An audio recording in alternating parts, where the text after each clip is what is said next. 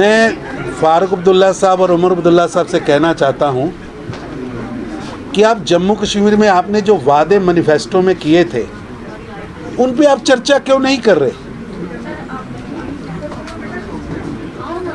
1 लाख नौकरियां उन्होंने देनी थी, एक नहीं दी।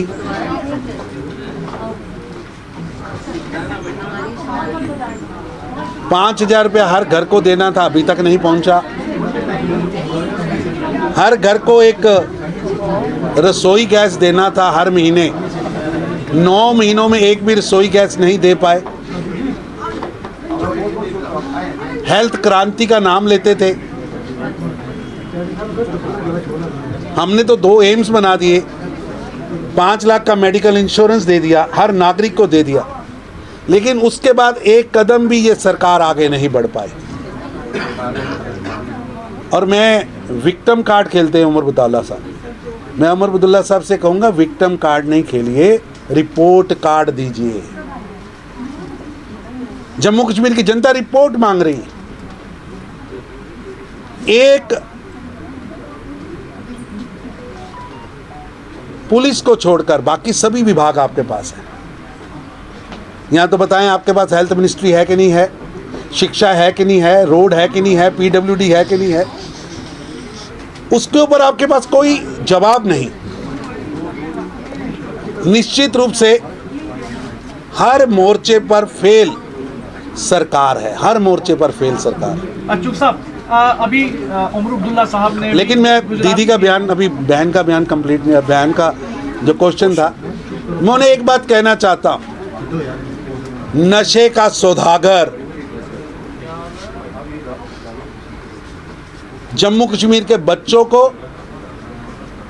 नशा बेचने वाले लोग, सप्लाई करने वाले लोग, वो बख्शे नहीं जाएंगे। वो किसी जात से हो, किसी धर्म से हो, किसी पंथ से हो, किसी मोहल्ले से हो, किसी वर्ग से हो, किसी क्षेत्र से हो, जो जम्मू कश्मीर के नागरिकों को, जम्मू कश्मीर के बच्चों को बर्बाद करना चाहते हैं, हमारी पुलिस बल उनको, उनके षड्यंत्रों को कामयाब नहीं होने देगा। मैं उमर अब्दुल्ला साहब से भी कहता हूं, महबूबा जी से भी कहता हूं, स्पष्ट करिए कि आप ड्रग पेडलर्स के साथ हैं कि ड्रग रोकने वालों के साथ हैं। आप नशा बेचकर नौजवानों को बर्बाद करने वालों के साथ हैं कि उसे रोकने वालों के साथ है। जम्मू कश्मीर की जनता जानना चाहती है। अगली बात, लॉ एंड ऑर्डर पूरी तरह मेंटेन है। जहां भी छोटी सी भी बात होती है, हम उसके लिए, सरकार, पुलिस बल अपना काम कर रहा है। मैं पूछना चाहता हूं, उमर साहब, आपके वालिद साहब भी मुख्यमंत्री रहे, आप भी मुख्यमंत्री रहे, कितनी हत्याएं होती थी, नाजायज लोग कितने मरते थे, उसकी तुलना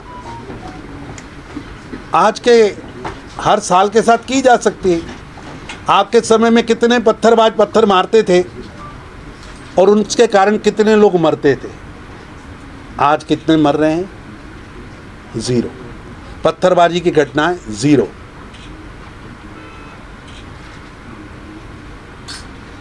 आपके समय में कैलेंडर निकलता था, भूलिए मत, कैलेंडर निकलता था, बंद का कैलेंडर, टारगेट करके लोगों पर हमले होते थे। आज लॉ एंड ऑर्डर पर कंट्रोल है और किसी भी सूरत में किसी भी षड्यंत्र को कामयाब नहीं होने दिया जाएगा। जिनके हाथों में हथियार हैं, यहाँ के नागरिकों की हत्या कर रहे हैं, जम्मू कश्मीर को बर्बाद करने के षड्यंत्र रच रहे हैं, जिन्होंने जम्मू कश्मीर के टूरिज़्म की बैकबोन को समाप्त करने का प्रयास किया है, यहाँ के नागरिकों की हत्या की है, वो बख्शे नहीं जाएंगे, नहीं जाएंगे, नहीं जाएंगे। उमर अब्दुल्ला जी ने कहा कि इंटेलिजेंस और सिक्योरिटी फेलियर हुआ, ये माना भी है कि अभी जो पहलगाम अटैक हुआ, तो जो वो रिस्पॉन्सिबल थे, अभी तक उनके खिलाफ एक्शन क्यों नहीं हुआ? मैं उनसे कहना चाहता हूं कि ऑपरेशन सिंदूर और ऑपरेशन महादेव के माध्यम से जो हमारी सुरक्षा एजेंसियों ने किया है उसकी सराहना करिए। उमर साहब, जिन्होंने जम्मू कश्मीर के टूरिज्म पर ग्रहण लगाया है, उनकी भाषा मत बोलिए। चूक साहब, ये कांग्रेस जिनके हाथों में हथियार थे उन्हें मिट्टी में मिलाया है। जिन्होंने षड्यंत्र बनाया था, जिन्होंने बर्बादी का षड्यंत्र रचा था, जिन्होंने आतंकी भेजे थे, वो भी 100 से ज़्यादा लोगों को ऑपरेशन सिंदूर के माध्यम से उन टेररिज्म फैक्ट्रियों को तबाह किया। उसकी सराहना करिए ना। उमर साहब, आप अपने मैनिफेस्टो की एक बात पर भी बोलते नहीं। आपके पास दर्जनों मंत्रालय हैं, उस पर आप चर्चा नहीं करते, उसकी रिपोर्टिंग नहीं देते।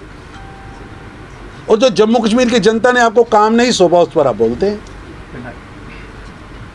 और मैं निवेदन करूंगा कांग्रेस के मित्रों से, राहुल गांधी हों या उमर अब्दुल्ला हों, पाकिस्तान की सोशल मीडिया और मीडिया टीम का हिस्सा मत बनिए।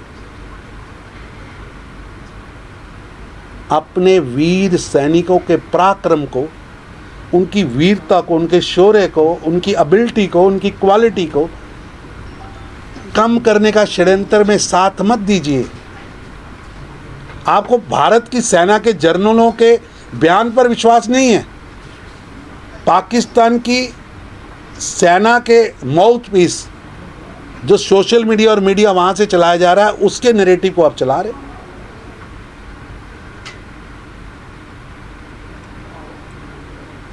और लॉ एंड ऑर्डर पे बोलने से पहले 1990 जनवरी में कौन था मुख्यमंत्री, बता दीजिए। जो आज बयान दे रहे हैं, मैं उनसे अगर लॉ एंड ऑर्डर पर बातचीत करनी है तो मैं तो उमर साहब को कहता हूँ खुले मंच पे आके बात करते हैं।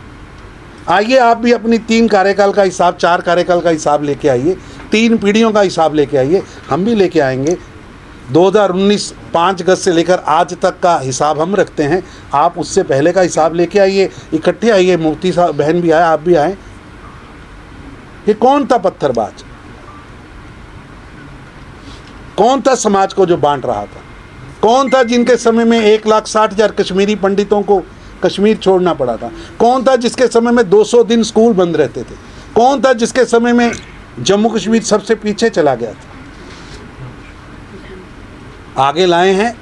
हर हालत में जम्मू कश्मीर के नागरिकों की सुरक्षा, देश के नागरिकों की सुरक्षा हमारी प्रायोरिटी पे है और ज़ीरो टॉलरेंस ऑन टेररिज्म पर हम काम कर रहे हैं।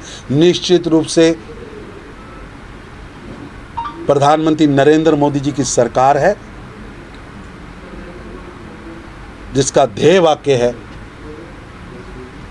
खून और पानी नहीं बहेगा, एक साथ नहीं बहेगा। आपने कहा टेरर और टॉक एक साथ नहीं होंगी, इसलिए पाकिस्तान मीडिया की भाषा मत बोलिए।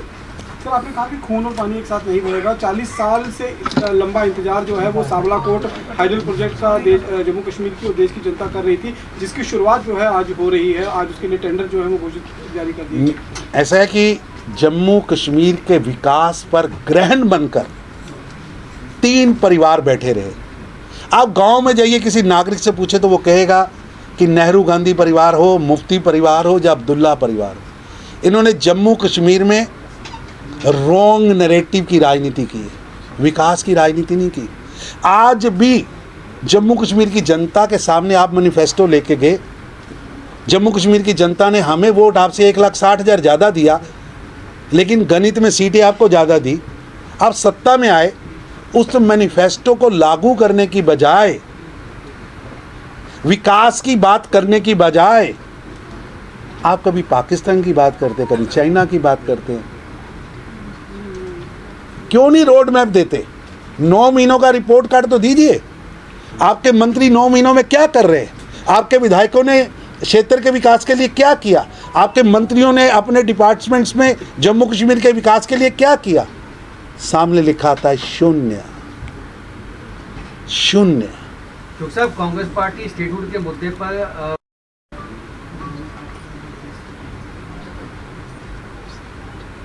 जबकि स्टेटहुड पर देश के प्रधानमंत्री स्पष्ट कर चुके हैं कि स्टेटहुड जम्मू कश्मीर को मिलेगा, लेकिन मैं पूछना चाहता हूं कि जब मैनिफेस्टो सामने रख के आपने एज ए यूटी चुनाव लड़ा था, तो जिन मुद्दों पर आपने चुनाव लड़ा था, एक मंत्रालय छोड़ के सभी आपके पास है, उस पर रिपोर्ट कार्ड क्यों नहीं देते? विधानसभा का सत्र होने वाला है, लाइए ना 9 महीनों का रिपोर्ट कार्ड जनता के सामने रखिए, विकास पर चर्चा करें, हेल्थ पर चर्चा करें, एजुकेशन पर चर्चा करें। कोई बात नहीं करता। उमर साहब, इधर उधर की बात ना कर, इधर उधर की बात मत कर, अपने पास मिले कामों का एजेंडा सामने रखो, विकास की चर्चा करो, अपना रिकॉर्ड कार्ड सामने रखो, गुमराह मत करो। Thank you.